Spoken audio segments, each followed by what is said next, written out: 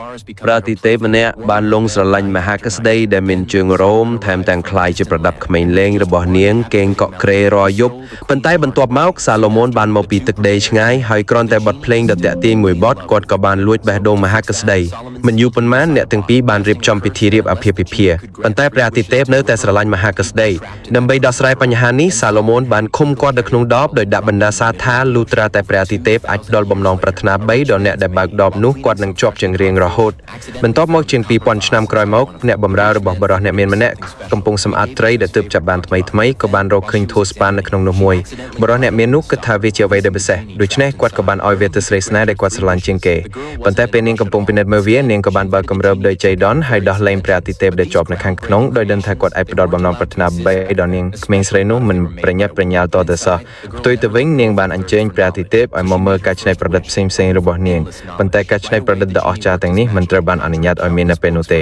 ជាពិសេសប្រសិនបើវាត្រូវបានបង្កើតឡើងដោយស្ត្រីនៅខាងក្នុងក្មេងស្រីនោះមិនដែលបោះបង់ចោលការស្រេកឃ្លានចំណេះដឹងរបស់នាងឡើយដូច្នេះនាងបានធ្វើបំណងប្រាថ្នាដំបូងរបស់នាងដោយសង្ឃឹមថានឹងបានចំណេះដឹងភ្លាមនោះព្រះអាទិទេពបានប្រើវេទមន្តរបស់គាត់ដោយសេកសិភៅរាប់មិនអស់សម្រាប់ឲ្យនាងអានហើយអ្នកនោះដូចជាក្មេងដែលស្រេកឃ្លានចំណេះដឹងបានលះបង់ខ្លួនឯងនៅក្នុងការរៀនសូត្រទាំងយប់ទាំងថ្ងៃដើម្បីកុំឲ្យបរិសអ្នកមាននោះដឹងព្រះអាទិទេពបានបង្រៀននាងពីល្បិចមួយគឺរក្សាទុកសិភៅទាំងអស់នៅក្នុងដបចម្រុះពណ៌ទាំងនោះបរិសអ្នកមាននោះនឹងមិនកត់សម្គាល់ឃើញអ្វីដែលមិនធម្មតានៅក្នុងបន្ទប់នោះទេដបទាំងអស់នៅក្នុងបន្ទប់ទាំងធំទាំងតូចត្រូវបានបំពេញដោយសិភៅដែលបំពេញញាណនៃការយល់ដឹងរបស់ក្មេងស្រីនោះប៉ុន្តែរត់តែនាងរៀនសូត្របានច្រើននាងក៏មានសំណួរកាន់តែច្រើនខួរក្បាលដែលផ្ទុកលើចំណុះរបស់នាងមិនអាចដោះស្រាយល្បែងផ្គុំរកទៀតបានទេដូច្នេះក្មេងស្រីនោះបានធ្វើបំណងប្រាថ្នាទី2របស់នាងដោយចង់ក្លាយជាមនុស្សឆ្លាតវៃព្រះអាទិទេពបានសម្រេចបំណងប្រាថ្នានេះសូម្បីតែបង្រៀននាងពីរបៀបរៀននៅក្នុងក្តីសុបិនរបស់នាងភ្លាមនោះខួរក្បាលរបស់នាងក៏សកម្មយ៉ាងខ្លាំងហើយបញ្ហាពិបាកជាច្រើនក៏ត្រូវបានដោះស្រាយគំនិតថ្មីបានផុសឡើងដូចជាទឹកហូរមិនយូរប៉ុន្មាននាងកំពុងស្វែងរកដោយចំណាយពេលទាំងជាមួយគ្នាក្មេងស្រីនោះក៏បានលងស្រឡាញ់ព្រះអាទិទេពដែរប៉ុន្តែនៅពេលដែលនាងហៀបនឹងធ្វើបំណងប្រាថ្នាទី3របស់នាងគាត់ក៏បានខាត់នាងព្រោះព្រះអាទិទេពស្រឡាញ់នាងខ្លាំងណាស់ហើយខ្លាចថាបន្ទាប់ពីបំណងប្រាថ្នាទី3ពួកគេនឹងមិនដែលជួបគ្នាទៀតទេ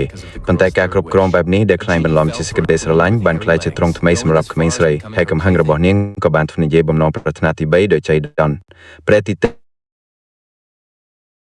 ព្រះអាទិទេពម្នាក់បានលងស្រឡាញ់មហាក្សតីដែលមានជើងរោមថែមទាំងคล้ายជាប្រដាប់ក្មេងលេងរបស់នាងកេងកក់ក្រេរាល់យប់ប៉ុន្តែបន្ទាប់មកសាឡូមោនបានមកពីទឹកដីឆ្ងាយហើយគ្រាន់តែបទភ្លេងដ៏តាក់ទាញមួយបទគាត់ក៏បានលួចបេះដូងមហាក្សតីមិនយូរប៉ុន្មានអ្នកទាំងពីរបានរៀបចំពិធីរៀបអាពាហ៍ពិពាហ៍ប៉ុន្តែព្រះអាទិទេពនៅតែស្រឡាញ់មហាក្សតីដើម្បីដោះស្រាយបញ្ហានេះសាឡូមោនបានឃុំគាត់នៅក្នុងដបដោយដាក់បណ្ដាសាថាលុះត្រាតែព្រះអាទិទេពអាចផ្ដល់បំណងប្រាថ្នា3ដល់អ្នកដែលបើកដបនោះគាត់នឹងជាប់ជារៀងរហូតបន្ទាប់មកជាង 2000 ឆ្នាំក្រោយមកអ្នកបម្រើរបស់បរិសអ្នកមានម្នាក់កំពុងសម្អាតត្រីដែលទើបចាប់បានថ្មីក៏បានរកឃើញធូរស្ប៉ាននៅក្នុងនោះមួយបរិសអ្នកមាននោះគិតថាវាជាអ្វីដែលពិសេសដូច្នេះគាត់ក៏បានឲ្យវាទៅស្រីស្នេហ៍ដែលគាត់ស្រឡាញ់ជាងគេប៉ុន្តែពេលនាងកំពុងពិនិត្យមើលវានាងក៏បានបើកគម្របដោយជ័យដនហើយដោះលែងព្រះអាទិទេពដែលជាប់នៅខាងក្នុងដោយដឹងថាគាត់អាចផ្ដល់បំណងប្រាថ្នា3ដល់នាងក្មេងស្រីនោះមិនប្រញាប់ប្រញាល់តទៅសោះផ្ទុយទៅវិញនាងបានអញ្ជើញព្រះអាទិទេពឲ្យមកមើលការច្នៃប្រឌិតផ្សេងៗរបស់នាងប៉ុន្តែការច្នៃប្រឌិតដ៏អស្ចារ្យទាំងនេះមិនត្រូវបានអនុញ្ញាតឲ្យមាននៅពេលនោះទេ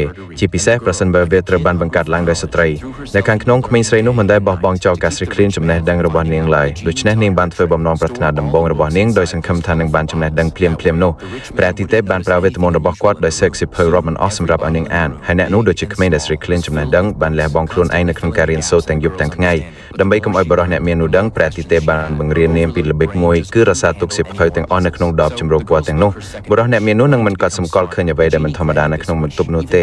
ដបទាំងអស់នៅក្នុងបន្ទប់ទាំងធំទាំងតូចត្រូវបានបំពេញដោយសិភៅដែលបំពេញញាណនៃការយល់ដឹងរបស់ក្មេងស្រីនោះប៉ុន្តែរត់តែនាងរៀនសូត្របានច្រើននាងក៏មានសំណួរកាន់តែច្រើនខួរក្បាលដែលផ្ទុកលើចំណុះរបស់នាងមិនអាចដោះស្រាយល្បែងផ្គុំរកទៀតបានទេដូច្នេះក្មេងស្រីនោះបានធ្វើបំណងប្រាថ្នាទី2របស់នាងដោយចង់ក្លាយជាមនុស្សឆ្លាតវៃព្រះអាទិទេពបានសម្រេចបំណងប្រាថ្នានេះសូម្បីតែបង្រៀននាងពីរបៀបរៀននៅក្នុងក្តីសុបិនរបស់នាងភ្លាមនោះខួរក្បាលរបស់នាងក៏សកម្មយ៉ាងខ្លាំងហើយបញ្ហាពិបាកជាច្រើនក៏ត្រូវបានដោះស្រាយគំនិតថ្មីបានផុសឡើងដូចជាទឹកហូរមិនយូរប៉ុន្មាននាងកំពុងស្វែងរកដោយចំណាយពេលទាំងជាមួយគ្នាក្មេងស្រីនោះក៏បានលងស្រឡាញ់ព្រះអាទិទេពដែរប៉ុន្តែនៅពេលដែលនាងហៀបនឹងធ្វើបំណងប្រាថ្នាទី3របស់នាងគាត់ក៏បានខាត់នាងព្រោះព្រះអាទិទេពស្រឡាញ់នាងខ្លាំងណាស់ហើយខ្លាចថាបន្ទាប់ពីបំណងប្រាថ្នាទី3ពួកគេនឹងមិនដែលជួបគ្នាទៀតទេប៉ុន្តែការគ្រប់គ្រងបែបនេះដែលខ្លាំងបន្លំជាសេចក្តីស្រឡាញ់បានក្លាយជាទ្រង់ថ្មីសម្រាប់ក្មេងស្រីហើយកំហឹងរបស់នាងក៏បានធ្វើនិយាយបំណងប្រាថ្នាទី3ដោយចៃដន្យព្រះអាទិទេព